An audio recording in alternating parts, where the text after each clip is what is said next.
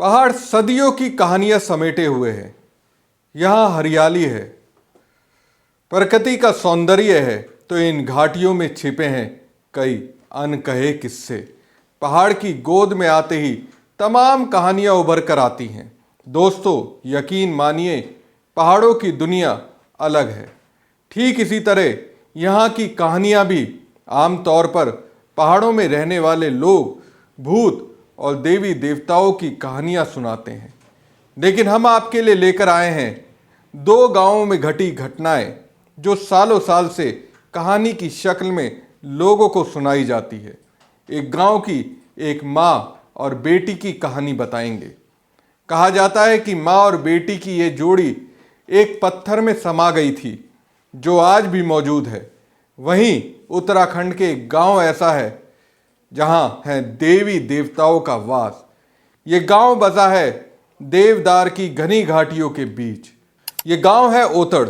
इस चमत्कारी गांव की कहानी से पहले आपको यहां से थोड़ी दूरी पर स्थित सिरवा गांव के पास ले चलते हैं।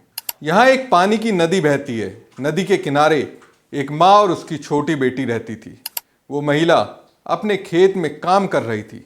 तभी उसकी बेटी रोने लगी।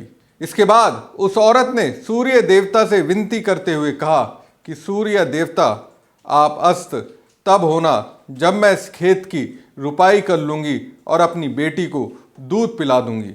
उस महिला ने अपने खेत का काम खत्म किया और अपनी रोती हुई बच्ची को दूध पिलाने लगी। तभी वहाँ सूर्य अस्त हो गया और माँ और बेटी जिस पत्थर पर बैठी थी उसी पत्थर में समा गई। उनकी तस्वीर वहीं छप गई। कहा जाता है सूर्यास्त के समय बच्चों को माँ का दूध बाहर नहीं पिलाना चाहिए। आसपास के लोगों से पूछने पर यह बात भी सामने आई कि एक बार किसी ने इस पत्थर को तोड़ने की कोशिश की तो पत्थर से रक्त बहने लगा था। पहाड़ और यहाँ की मान्यताएं बिल्कुल अलग हैं। वादियों में रहने वाले लोगों में एक मासूमियत है तो उनकी जीवन शैली एकदम मेहनतकश। अब कहानी देवताओं का वास वाले गांव ओतड़ की है। टिहरी गढ़वाल के जौनपुर में ये गांव स्थित है।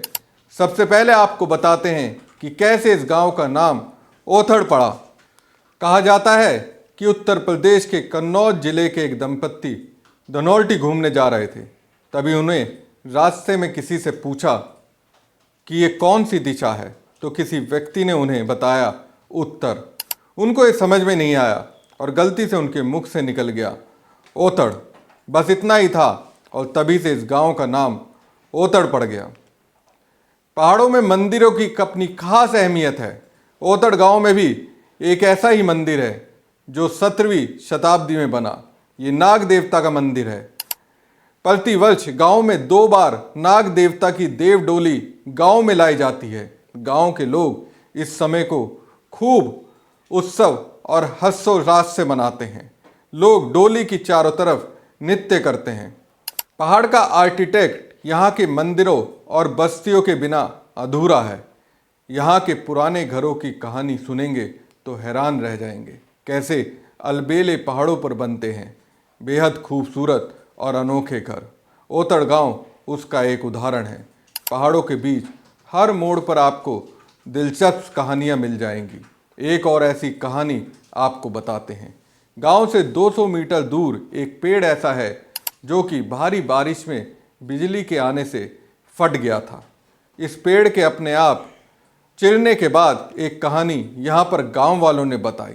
बताते हैं इसी जगह पर गुजरे ज़माने में रोज़ाना रात को एक रोशनी चमकती दिखती है और कई आवाज़ें आती हैं। गांव वालों को ये बात समझ नहीं आई। कुछ रहस्यमय सा होना उनके लिए डर का सबब बन गया। उन्होंने रात को उस जगह से गुजरना बंद कर दिया। सन 1984 में भारी बारिश में एक बिजली ने उस पेड़ को चीर दिया। तभी से वहाँ से रोशनी चमकनी बंद हो गई। ऐसी ही एक अनोखी कहानी है एक तालाब की। गांव से थोड़ी दूर एक तालाब भी है।